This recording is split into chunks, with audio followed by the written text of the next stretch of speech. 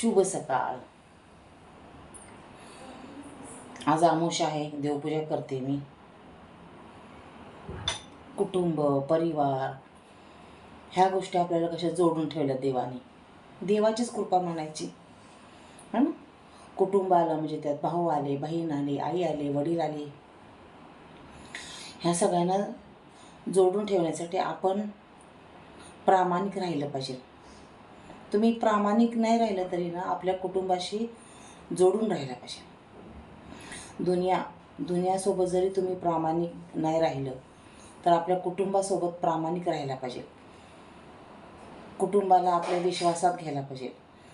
शेवटी कोण येतं आपल्यासोबत? आपलं कुटुंबासोबत येत असत, आई वडील सोबत, भाऊ आपल्यासोबत येत असत. कोणी येत नसतं सोबत. दिखावा असतो हे सगळा. मेन म्हणजे आपणच दिखावा करायचा नाही. जे आहे ते आहे. एकेकाला दिखावा करायची खूप सवय असते. मोठेपणा, दिखावा. आई वडिलांसोबत दुश्मनसारखं वागायचे, भावासोबत दुश्मनसारखं वागायचं. बायको सांगल तसं ऐकायचं. बायको सांगल तसं ऐकलं तर तुम्ही कधीच सक्सेस होणार नाही. सांगू द्या पण तुमच्या व्यवहाराबद्दल, तुमच्या बिझनेसबद्दल चांगल्या गोष्टी, आई भावाबद्दल, वडिलांबद्दल जर तुम्हाला सांगितलं तर तुमच्या डोक्यामध्ये तिने नफरत, द्वेष असं पैदा केलं तर तुम्ही काहीच करू शकत नाही. तुमचं माइंड फ्रेश केलं, आई तशी, बहीण चांगली नाही तुमची, वडील चांगले नाही, भाऊ चांगला नाही, असेच आहे तसेच आहे, थर्ड क्लास आहे, जर तुमची बायको सतत तुम्हाला सांगत राहिलं तुमचं माइंड तसंच होऊन जातं. पण आपल्या हातात असतं, आपण माइंड चेंज करायचं, काय तसं ठेवायचं. जर आपल्या आईसोबत, भावासोबत, वडिलांसोबत जे आपल्याला एक लहान लेकरासारखं जपत असतात, लहान भाऊ मोठ्या भावा लहान भावाला, किंवा लहान भाऊ मोठ्या भावाला प्रेमाने राहत असतात त्या घरात, तर अशा बायका आल्या, फूट पाडली आणि नंतर तुम्ही संकटात सापडल्यावर कोण येते? बायकोच्या माहेरच्या सोबत येतात तुमच्या. आई बाप भाऊ शिवाय कोणी सोबत येत नाहीत. हे मुलांच्या बाबतीत बोलते मी. स्त्रियांनी कसं राहायचं ते ठरवायचं असतं. आपण सासू सासऱ्यासोबत जोडून राहायचं का आपल्या आई बापासोबत जोडून राहायचं. आई संकट आली तर तुम्ही स्त्रियांनी आपल्या आई वडिलांना सांगायचं आपल्या अडचणी, अशा प्रॉब्लेम आहे, माझा नवरा काम करत नाही, तुम्ही मला मदत करा. त्यावेळेस तुम्हाला सासू सासरे दिसेल, किंवा नवऱ्याला सांगता जावा तुमच्या आईबापाला घ्या, आणा पैसे मागून. त्याच्याकडे काही नसतं हो. तो बाप असो साधा भोळा.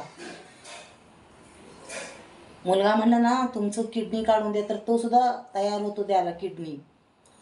स्त्रिया तर तुमची बायको तिच्या आईवडिलांची किडनी काढून देतात का बघा, तयार होतात का बघा. काळीच काढून देत असतात आईवडील मुलांसाठी. मुलांचे सासू सासरे देतात का विचार करा. देत असेल तर चांगली गोष्ट, तिथं जाऊन तुम्ही राहा, संसार करा. आईवडिलांना त्रास कशाला देता उगीच. मला प्रॉब्लेम आला, मला अडचण आली, माझं अमुक झालं तमुक झालं. हे तुमच्या हाताने, तुमच्या हातावर तुम्ही पायावर कोराड पाडून घेतात. बदला, स्वतःला बदला. अजून सुद्धा आईवडिलांची, भावांची साथ सोडू नका. त्यांना वाईट शब्द बोलू नका, अभद्र बोलू नका, त्यांच्याविषयी वाईट विचार करू नका. आपल्या हातात असते आपल्या आईशी, भावाशी, बहिणीशी कसं बोलायचं आहे. मग मी तुम्हाला वाटते खरं ना, मी खरं बघा देवपूजा करायला लागले तरीसुद्धा मला आठवण आली, म्हटलं बोलावं तरी. एकदम मला आठवलं. काय काय गोष्टी कसं आपल्या कानावर पडतात ना, तेव्हाच्या तेव्हा बोललं पाहिजे, ना तर विसरून जातो आपण नंतर, आहे ना. म्हणूनच म्हणते दुनियाच्या सोबत जरी तुम्ही जोडून राहिला, समजा तुमच्यासोबत दुनिया आहे, पण आई वडील भावाला कधीही दूर करू नका. तुमच्या बायकोच्या माहेरचे लोक तुमच्यासोबत जरी असले तरी आई वडिलांना कधी भावाला आपल्या दूर करू नका. कारण संकटाला फक्त आई बाप आणि भाऊच येत असतात मुलांच्या बाबतीमध्ये.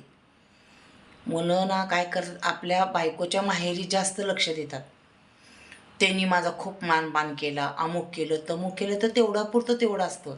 आयुष्यभरासाठी बायकोच्या माहेरचे लोक साथ देत नाही. आणि जरी साथ दिले तर खूप भाग्यवान आहात तुम्ही. ते तेवढी साथ देतात. त्याला त्यांच्या मुलांचं पडलेलं असतं. त्यांचा वंश पडलेला असते, त्यांचा वंश पुढं न्यायचा.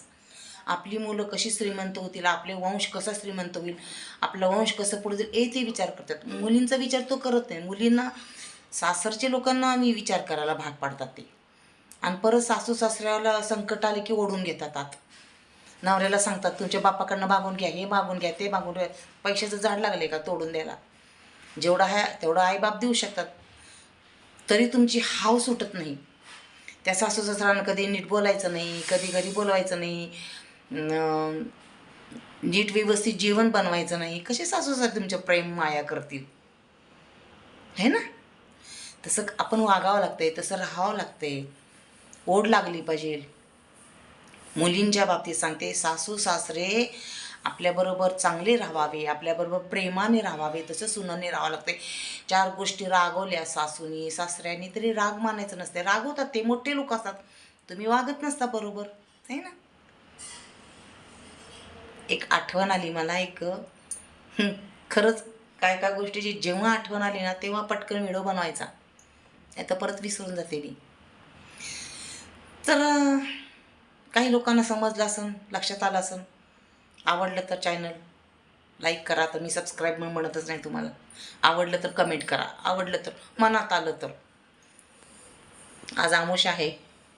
हर हर महादेव.